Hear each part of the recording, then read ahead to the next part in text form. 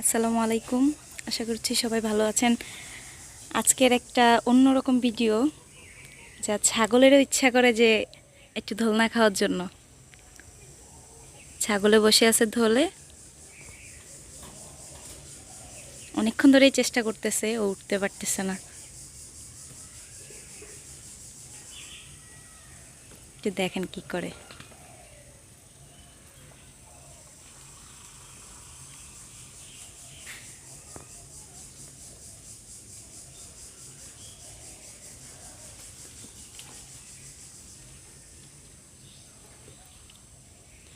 দোলনা খাওয়া শেষ। মায়ের কাছে আসছে।